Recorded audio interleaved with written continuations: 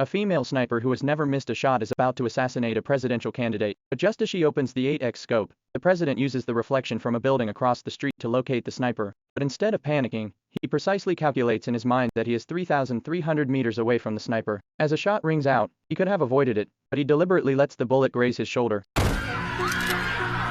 simply because he predicted that getting injured would win him more votes. His exceptional intelligence all comes from a small transparent pill. As long as he takes it, he can unlock 100% of his brain power. He learned to play piano in 3 days, wrote a novel in 4, and after watching a Bruce Lee movie once, could fight 10 men alone. Balancing your opponent and then using his momentum.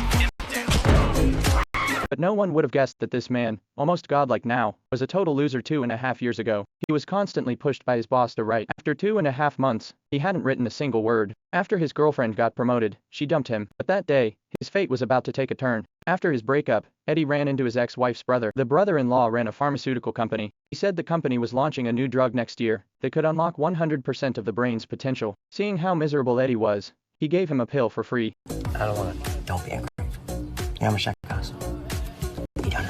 Looking at the pill in his hand, Eddie found it hard to believe, but he had no way out at that point, so he decided to take a chance. Just as he got home, he ran into his landlady coming to collect rent. She was aggressive and pushy, humiliating him in every way. Just as Eddie was about to break down, the drug started to kick in. Everything suddenly became crystal clear. His brain started running at full speed. His sensory perception was greatly enhanced. I was blind, but now I see.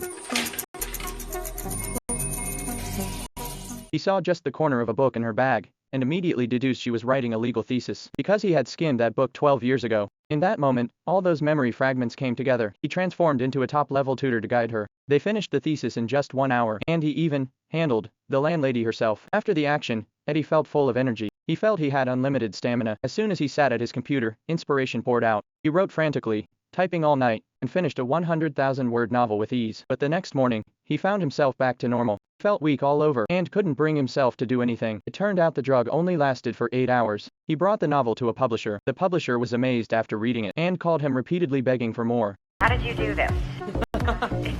I really like it. But without the drug, Eddie couldn't write a single word, so he went back to find his brother-in-law. But the brother-in-law claimed he was injured and made Eddie run errands for him. To get back to the top, Eddie agreed, but the good times didn't last long. One day, after picking up food for him, Eddie found him dead upon entering the room. He was so shocked he collapsed on the floor. The room was a mess. Obvious signs of a struggle were everywhere. He instantly realized the killer was after the drug. Unsure the killer had left, he quickly put on gloves and searched the place. Finally, in a compartment behind the oven, he found a full bag of pills. From that day on, he started taking one every day. His brain operated at full speed. Just listening to a tape once let him master a language. Flirting in bars became second nature. From then on, he lived like he was in cheat mode. He knew everything and became the center of attention everywhere he went. But when he entered high society, he realized money wasn't enough. To multiply wealth quickly, the fastest way was to invest in the stock market. So he borrowed 100,000 in high-interest loans and dove into financial studies.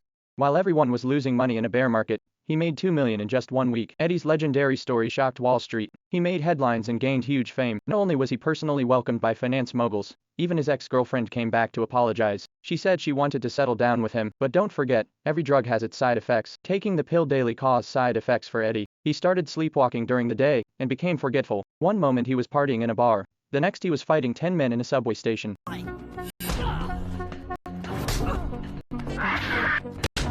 All of this happened while he was sleepwalking. Eddie couldn't remember anything from the night before. Only then did he realize the drug harmed his brain. To ease the headache, he increased the dose, until one day, he discovered he was out of pills. He struggled to even talk clearly with a Wall Street tycoon. He stammered and couldn't speak properly. With a splitting headache, he vomited violently outside. It was clear he couldn't stop taking the drug. He remembered the notebook left by his brother-in-law. It listed every client who had purchased the drug. He called them one by one, hoping to buy some pills, but everyone he called was either paralyzed or dead. Until the very last number, just as he dialed, the phone started ringing behind him. He heard the ringtone coming from behind. Eddie took off running, because he recognized the man's face. That man had followed him several times before, clearly trying to steal the drug from him. Luckily, Eddie escaped in a taxi. In the end, he met with his ex-wife. He found out she was also taking the drug. Like Eddie, she had once reached the peak of her life, but now, in decline, she had wisely quit the drug, because the brother-in-law had warned her before his death. Long-term use would cause side effects, and stopping suddenly would cause severe withdrawal. Because I'm not stupid. Nobody can operate at that level of mental activity and not crash. I stopped taking it. And I got sick. Headaches. Throwing up.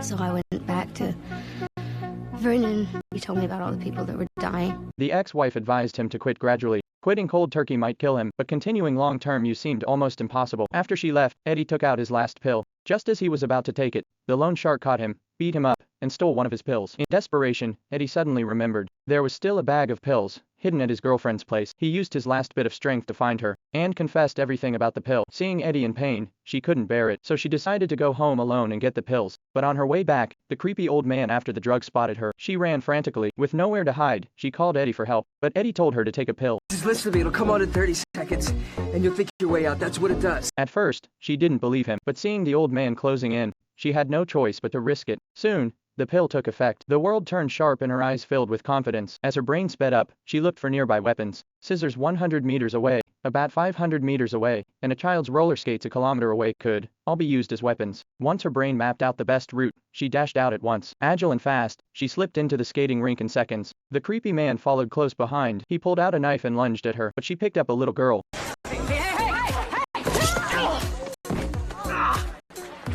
And escaped successfully with the help of the drug. Eddie also survived. Now back at the top, he was more ambitious. He hired several bodyguards to follow him, and tailored his suits, adding secret pockets to hide pills. Later, he found his home had been broken into. He immediately suspected someone came for the pills, so he made a bold move, and bought a top-tier secure apartment on the rooftop. There's a built-in safe, central surveillance, vault-grade pneumatic doors.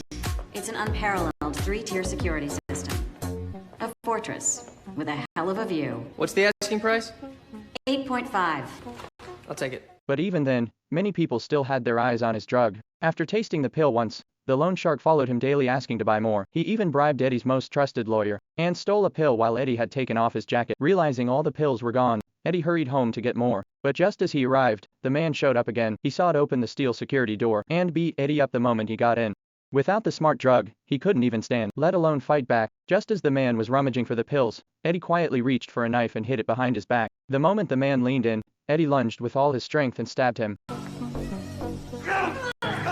After the loan shark died, Eddie found a few pills on him and finally recovered. Then he bribed the creepy old man, who tried to kill him, took down the lawyer who stole the pills and got them back. He even set up a lab to let scientists replicate the drug. 1 year later, Eddie, back on top, prepared to run for president. The tycoon who once suppressed him thought he had something to use against Eddie, so he threatened to expose Eddie's drug use. He even had Eddie's pharmaceutical lab shut down. The tycoon wanted to control Eddie, and make him serve his interests. On the surface, Eddie agreed obediently, but as he was leaving, he warned the tycoon that he had already quit the drug. His brain and neurons had been purified. He no longer relied on the pills, yet his brain still operated at 100%. The tycoon didn't believe him, so Eddie proved it on the spot. The van's gonna rear in that taxi. What? The driver's distracted, he's texting, he's going 30 miles an hour, he's 60 feet to stop, he doesn't have room. What the? I see everything, Carl. He placed his hand on the tycoon's heart. Something's pumping a half mass in there. Walls of your heart are dilated. Aortic valve stenosis. You're gonna need to get that replaced. But you already knew that.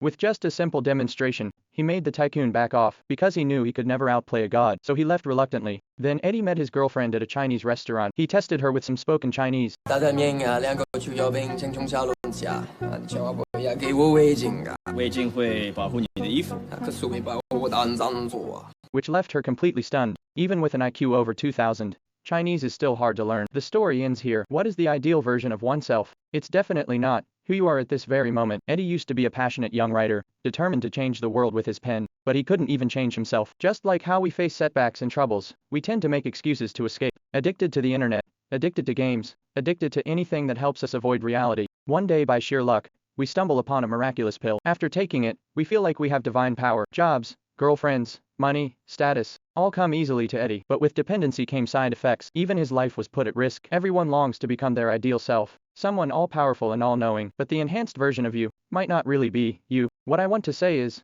don't let anxiety consume you. Instead of wasting time, improve yourself. Gradually accumulate useful knowledge. Step outside and expand your horizons. Through constant trial and continuous learning, we will grow through failures and find success in the end. That's the best version of ourselves. The original film is irreplaceable. A good movie can change your life.